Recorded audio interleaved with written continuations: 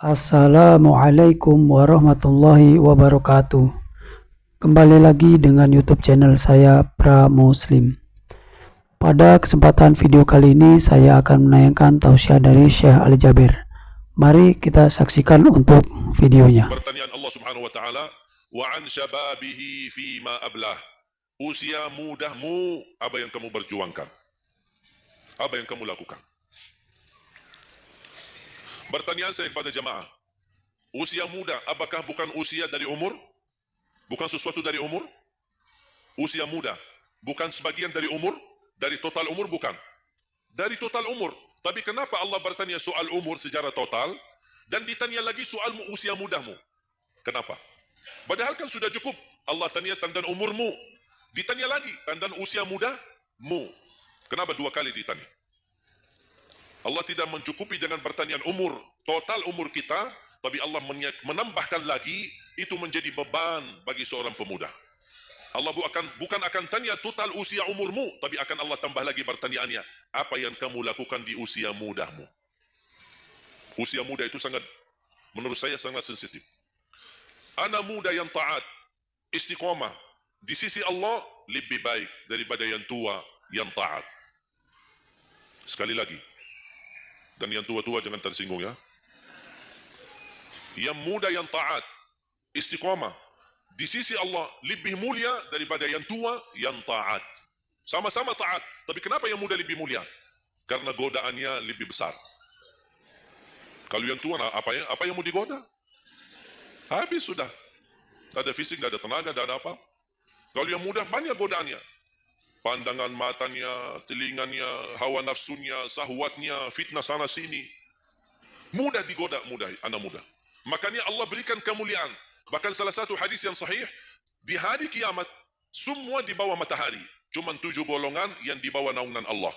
Di antaranya, wasyabun nasya'a fi ta'atillah, seorang pemuda yang menjaga diri dalam bertaat kepada Allah. Dia dapat keistimewaan di hari kiamat. Bersama pemimpin yang adil. Bersama seorang laki-laki yang tergantung dengan masjid, berapapun usianya.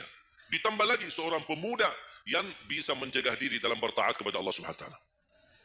Dan kalau kita baca sejarah ulama, semua para berjuang untuk agama semuanya muda. Tak ada yang tua. Bilal bin Rabah seorang pemuda, Abdullah bin Mas'ud penghafal Al-Quran seorang pemuda, Abdullah bin Umar seorang pemuda. Dan banyak yang lain. Muhammadul Fatih yang membebaskan Konstantinia dan memperjuangkan Islam menjadi panglima masih di bawah usia 21 tahun. Dan banyak sejarah-sejarah. Imam Syafi'i masih sangat muda, bahkan meninggal dunia masih dalam keadaan masih sangat muda. Belum sampai usia 50-an tahun. Dan banyak yang lain. Makanya pengaruh bahkan taruhan besar bagi umat Islam itu tergantung pemuda.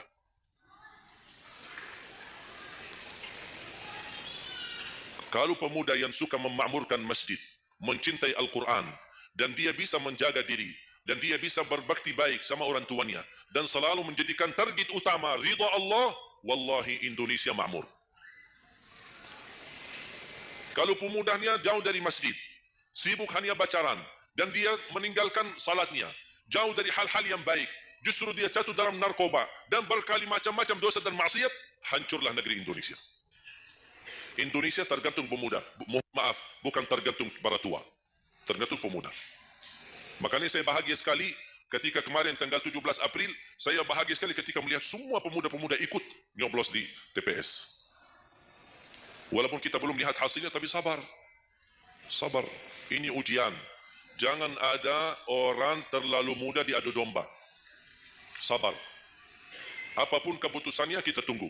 Keputusan yang resmi dari KPU. Keputusan yang benar, tidak benar, serahkan kepada Allah. Hati-hati, jangan terlalu mudah diadu fitnah. Sama-sama Muslim. Jangan kita diadu domba di antara kita sesama. Bahaya sekali kalau terjadi konflik gara-gara pemilu dan kepentingan politik.